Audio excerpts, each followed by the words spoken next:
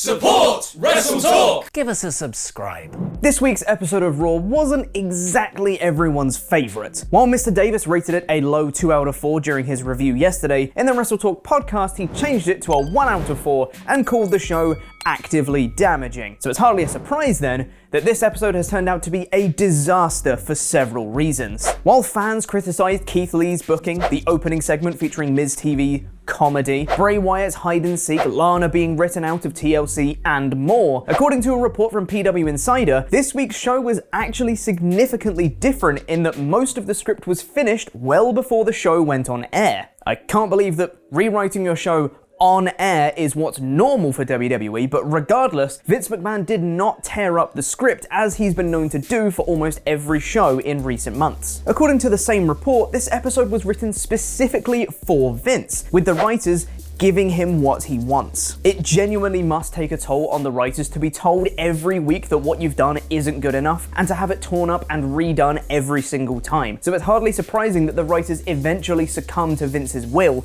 and just write what he wants. The show itself was actually cut short as well, with it ending before AJ Styles had the chance to pose with the WWE Championship. The same report from PW Insider states that numerous segments ran long on the show, and WWE management were not happy about it, which may also explain why the Riddle vs MVP match was so short. And if people were upset with Keith Lee losing a handicap match against Miz and Morrison, you're gonna hate what his original plans for the show were. Lee was reportedly supposed to face The Miz in singles competition and lose. At some point during the day, the decision was reportedly made to change it to a handicap match. As Lee was one of the people that was sent back to the Performance Center for extra training, this doesn't bode well for his push or future in WWE. Perhaps unsurprisingly then, the cherry on top of the disaster cake that was this episode was the viewership. This episode of Raw drew its worst viewership in history, only managing 1.53 million viewers. Even more shocking than that number though, is the rating for the all-important 18 to 49 demographic, with Raw drawing a 0.41 score, which is actually lower than last week's episode of AEW Dynamite, which drew a 0.42. And with this show reportedly being specifically written for Vince, it's a damning indictment of what Vince McMahon thinks the fans want. According to WrestleVote on Twitter, this news of the viewership wasn't received all that well backstage in WWE, with them tweeting, talking to a source just now who said that the record low Raw rating news isn't sitting well with those in power, to a point where they expect some reactionary decisions to be made. Time will tell. Reactionary decisions. I'm sure that'll go well. These reactionary decisions have many fans worried, as WWE's track record of making reactionary decisions hasn't been all that great, with many now worried this means Drew McIntyre's reign as WWE Champion is coming to an end on Sunday, and that we may be seeing the likes of Goldberg, Brock Lesnar, and maybe even Undertaker return, the latter of which literally just retired. But it might not be all terrible. It probably will be, but there may be some light at the end of the tunnel. Thank you for being an awesome pledgehammer on Patreon, the $100 man, CD Horvath. Another tweet from WrestleVotes has instilled some hope in fans, with these reactionary decisions potentially benefiting underused talent.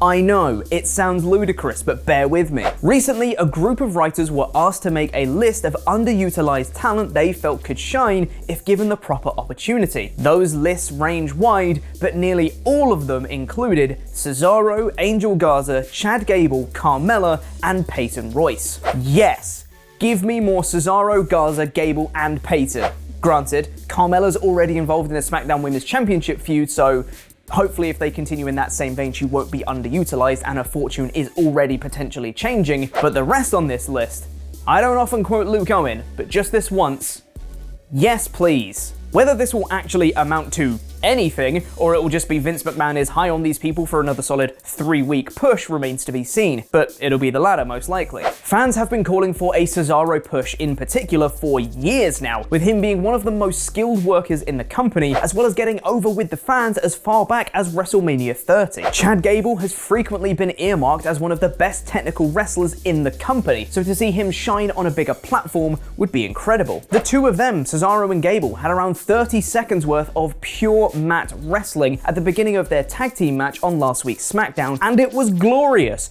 Just do more of that, please. Angel Garza is a far cry from the insanely popular and charismatic character he portrayed for his brief stint in NXT, being genuinely one of the most over people on the roster at the time. And Peyton Royce displayed glimmers of brilliance in the short time as a singles wrestler on Raw. If any one of these were used in the proper way, it would be of great benefit to WWE as a whole. Hopefully, at least one of their times has come. Someone whose time seemingly hasn't come, though, is Lana, whose story has been building for months, which would inevitably lead to her putting Nia Jax through a table as retribution for the several times Nia has done it to her, I lost count. But on Raw, she was written off TV and pulled from the TLC match on Sunday, so we don't even get the payoff to the story that's been consuming the entirety of Raw's women's division and the Women's Survivor Series match.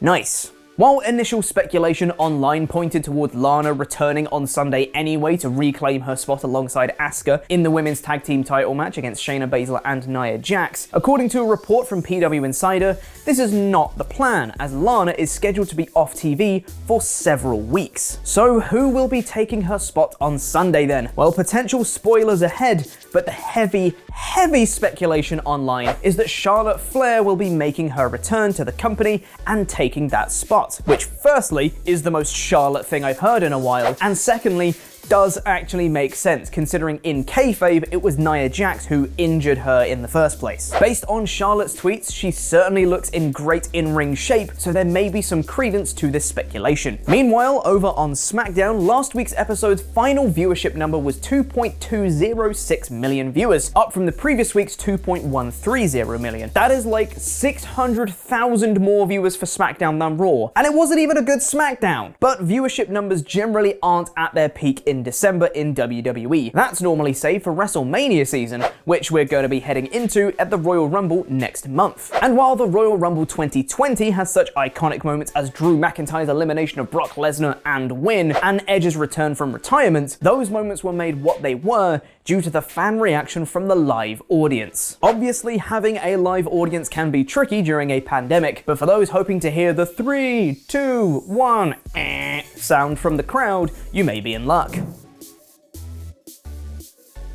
In what could be a very good sign for WWE's potential live attendance, the Toronto Raptors, who due to travel restrictions will be playing their home games from Tampa's Amalie Arena, announced that they will have fewer than 3,200 fans in attendance for their preseason games, up to a maximum of 3,800 fans allowed for their regular season games. It's been previously reported that WWE was interested in bringing in fans for the Royal Rumble, so a special exception may be made in the Thunderdome for that one show. It sounds wrong to not have fans live in attendance for the Royal Rumble, however, people's safety should come first. Having said that, if the proper precautions are taken and people can attend safely, having fans back just for that one show would be a breath of fresh air. And now it's time for everything else in wrestling news. Following last night's episode of Impact, it was confirmed that Kenny Omega will be reuniting the Bullet Club and will be teaming with Impact World Tag Team Champions Doc Gallows and Carl Anderson to face the team of Impact World Champion Rich Swann and the Motor City Machine Guns at Impact's January pay-per-view Hard to Kill. It was speculated when Omega joined forces with Don Callis that he may be working at least one Impact pay-per-view,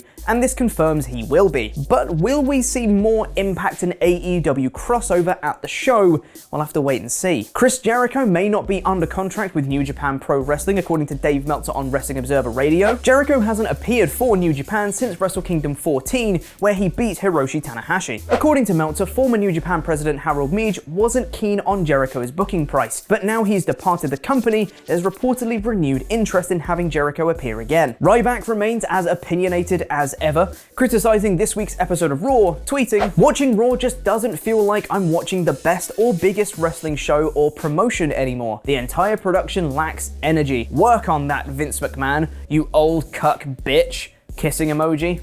Old cuck bitch.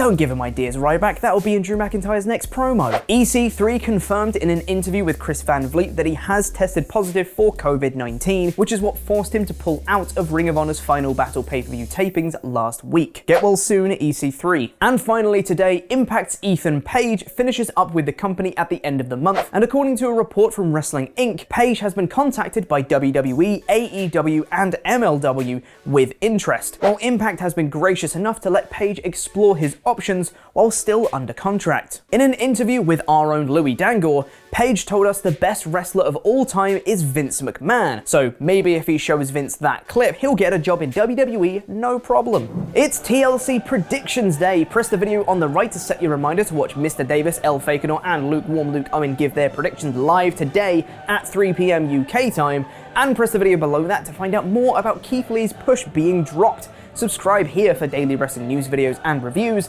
I've been Corporate Chopper. Jam that jam.